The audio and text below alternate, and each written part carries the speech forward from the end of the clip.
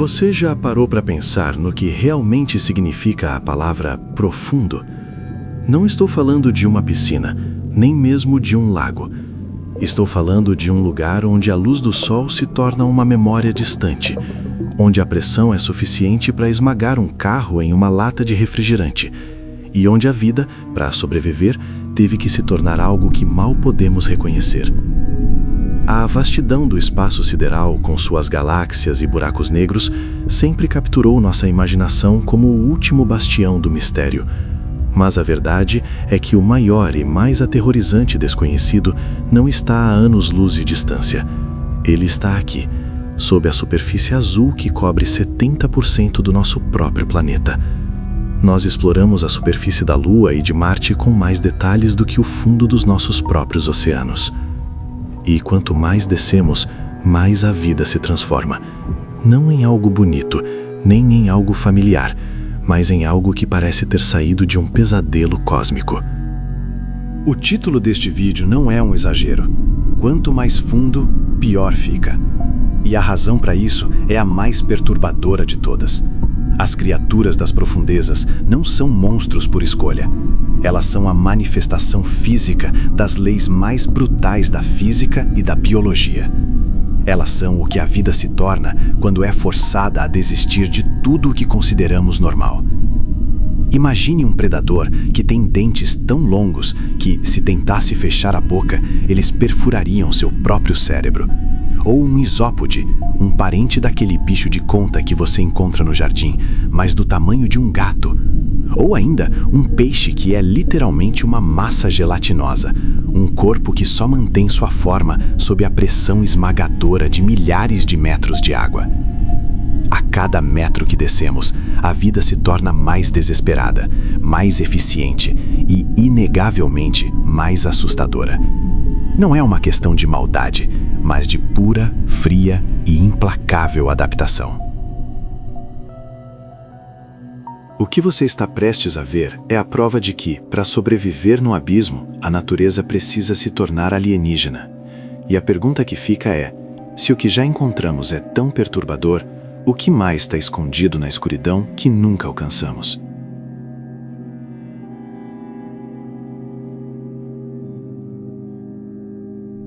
Para entender por que a vida se torna tão extrema, precisamos primeiro mapear o inferno aquático. O oceano é dividido em zonas, e cada uma delas impõe um conjunto de regras de sobrevivência mais severas que a anterior. Começamos na zona epipelágica, a camada superficial, que vai de 0 a 200 metros.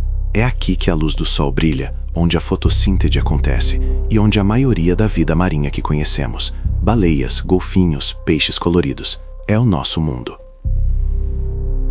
A partir dos 200 metros, entramos na zona mesopelágica, ou a zona do crepúsculo. A luz solar ainda penetra, mas é fraca demais para a fotossíntese. É um mundo de sombras. A temperatura começa a cair drasticamente. É aqui que encontramos criaturas como o peixe machadinha, com seus olhos tubulares voltados para cima, tentando captar o último resquício de luz. E a lula vampira, que, apesar do nome assustador, é uma criatura relativamente pequena e inofensiva, mas que já anuncia a mudança de paradigma. A verdadeira escuridão começa na zona batipelágica, que se estende de 1.000 a 4.000 metros. Esta é a zona da meia-noite. A luz solar não chega aqui. A única luz é a bioluminescência produzida pelas próprias criaturas. A pressão é imensa, a temperatura é quase congelante e a comida é extremamente escassa. É neste reino que a biologia começa a se distorcer. É o lar do famoso peixe pescador, onde a fêmea, muito maior, usa um apêndice luminoso, o esca, para atrair presas na escuridão total. É também onde o peixe víbora vaga, uma criatura que parece ter sido desenhada por um artista gótico, com seus dentes desproporcionais. Abaixo de 4.000 metros, entramos na zona abissal e, finalmente, na zona Hadal, que inclui as fossas oceânicas, como a Fossa das Marianas, chegando a quase 11.000 metros de profundidade. Aqui, a pressão é mais de 1.000 vezes a da superfície. A vida é sustentada por algo chamado neve marinha. detritos orgânicos que caem lentamente das camadas superiores. A vida aqui é rara, mas quando a encontramos, ela é a mais estranha e resistente de todas. Criaturas como o peixe-caracol, que possui ossos e membranas celulares adaptadas de forma única para não serem esmagadas. A cada descida, a natureza nos mostra que, para sobreviver, ela está disposta a sacrificar a beleza, a velocidade e até mesmo a forma, em troca de uma eficiência brutal.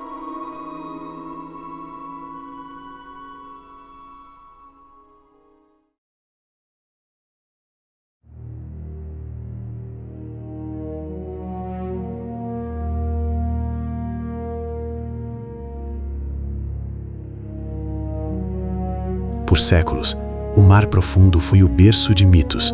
O mais famoso deles, o Kraken, era a personificação do medo do desconhecido. Uma lula gigante, capaz de afundar navios inteiros. A ciência, por muito tempo, descartou isso como o folclore de marinheiros bêbados. Até que, em 1861, o mito colidiu com a realidade. O navio a vapor francês Alecton navegava perto das Ilhas Canárias, quando a tripulação avistou algo na superfície. Não era um navio naufragado, mas um cefalópode de proporções colossais. O comandante, Tenente Boyer, ordenou que a tripulação tentasse capturar a criatura. Eles a descreveram como tendo cerca de 6 metros de comprimento, com tentáculos que pareciam troncos de árvores. Eles tentaram laçar o corpo, mas a lula era forte demais. Quando tentaram içá-la, o peso e a força da criatura fizeram com que a corda cortasse a carne, e o que restou foi apenas uma parte do corpo e a prova irrefutável. O Kraken era real. A ciência finalmente reconheceu a existência da lula gigante, Architeuthis dux, uma criatura que vive nas profundezas, mas que ocasionalmente sobe à superfície, trazendo consigo o terror do abismo. O medo não parou em 1861. Em 2020, uma expedição da OceanX no Mar Vermelho, explorando o naufrágio do navio Pela, teve um encontro que ressuscitou o pavor. Enquanto operavam um veículo operado remotamente, ROV, a centenas de metros de profundidade, uma lula gigante surgiu do nada. Não era um ataque, mas a mera presença da criatura, maior que um ser humano, inspecionando a máquina com seus olhos imensos, foi o suficiente para aterrorizar a equipe. Mas talvez a história mais inquietante seja a do Bloop. Em 1997, a Administração Oceânica e Atmosférica Nacional, NOAA, detectou um som de ultra-baixa frequência, extremamente alto, que se originou no Pacífico Sul. O som era tão potente que foi captado por sensores a mais de 5.000 quilômetros de distância. Sua frequência sugeria que ele vinha de um animal, mas um animal muito maior do que qualquer coisa que conhecemos, inclusive a baleia azul. Embora a NOAA tenha posteriormente atribuído o som a um icequake, um terremoto de gelo, a escala do som e o mistério que o cercou por anos alimentaram a reflexão mais sombria. O que aconteceria se o abismo guardasse criaturas que superam em tamanho e poder tudo o que já catalogamos? O medo do Kraken não é apenas um mito, é um pressentimento biológico. A ciência nos dá a resposta para o título do nosso vídeo. Quanto mais fundo, pior fica. A aparência grotesca dessas criaturas não é um capricho da evolução, mas sim uma solução de engenharia brutalmente eficiente para problemas extremos. O primeiro problema é a pressão. A cada 10 metros de profundidade, a pressão aumenta em uma atmosfera. A 4.000 metros é como ter 400 elefantes equilibrados em cima de você. Para combater isso, muitas criaturas abissais, como o infame peixe-bolha, blobfish, abandonaram a bexiga natatória e desenvolveram corpos com densidade muito baixa. Eles são essencialmente massas gelatinosas. Na profundidade, essa estrutura é perfeitamente funcional.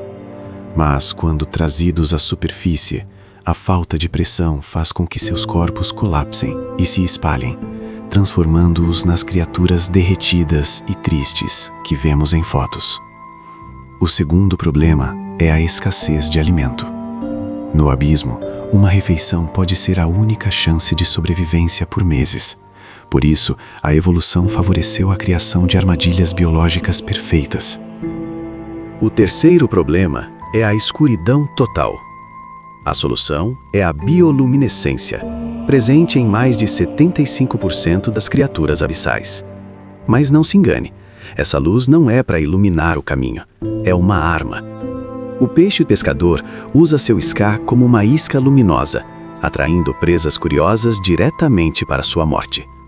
Outras criaturas usam a luz para a contra-iluminação, emitindo um brilho fraco na parte inferior do corpo para se camuflar contra a pouca luz que vem de cima, tornando-se invisíveis para predadores que olham para cima. A revelação científica é que a feiura e o terror dessas criaturas são, na verdade, a mais pura forma de beleza funcional. Elas são máquinas de sobrevivência otimizadas para um ambiente que deveria ser inabitável.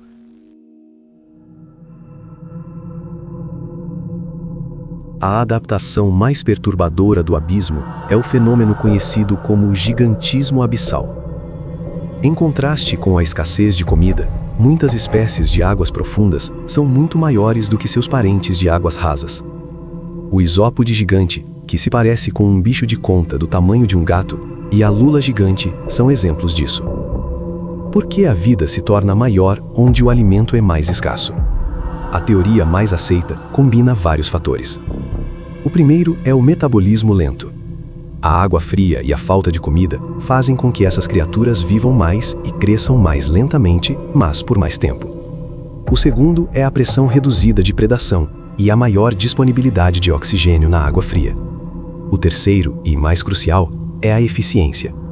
Um corpo maior pode armazenar mais energia e sobreviver por períodos mais longos sem comida. O gigantismo é uma aposta de alto risco e alta recompensa da evolução. É a prova de que, no fundo, a vida não apenas sobrevive, mas prospera em uma escala que desafia nossa compreensão. Mas a reflexão mais sombria não é sobre as criaturas, mas sobre nós. A Fossa das Marianas, o ponto mais profundo do planeta, foi alcançada por humanos apenas algumas vezes. E o que encontramos lá, antes mesmo de catalogar todas as espécies, foi o nosso lixo. Sacolas plásticas e microplásticos foram descobertos nos pontos mais remotos e inóspitos do oceano. Isso nos leva a uma conclusão perturbadora. O abismo, que deveria ser o último refúgio intocado, já está contaminado. A escuridão que esconde criaturas alienígenas também esconde a marca indelével da nossa civilização. Pense nisso. A cada ano, fazemos mais descobertas sobre a geologia e a biologia de outros planetas do que sobre o nosso próprio oceano. A NASA tem mapas mais detalhados da superfície de Marte do que a NOAA tem do fundo do mar.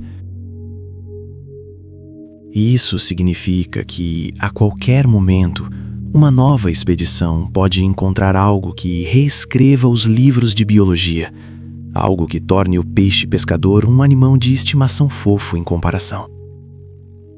O oceano profundo é um lembrete constante de que a Terra ainda guarda segredos que desafiam a nossa ciência e a nossa sanidade. E o que é mais assustador, o que está lá embaixo não está preso.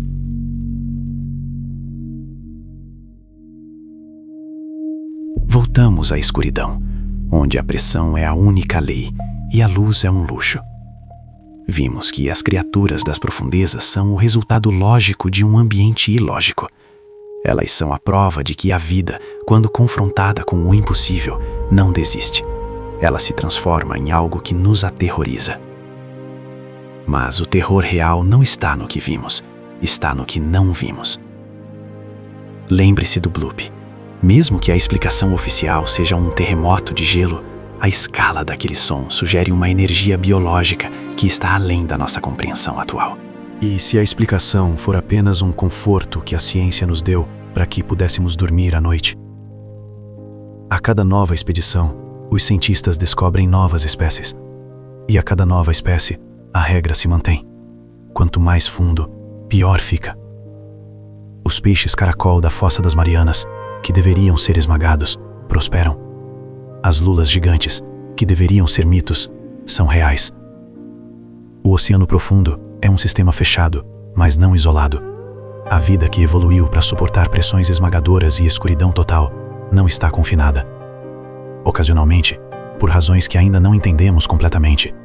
Talvez uma disfunção, talvez uma busca desesperada por alimento, ou talvez apenas um erro de navegação.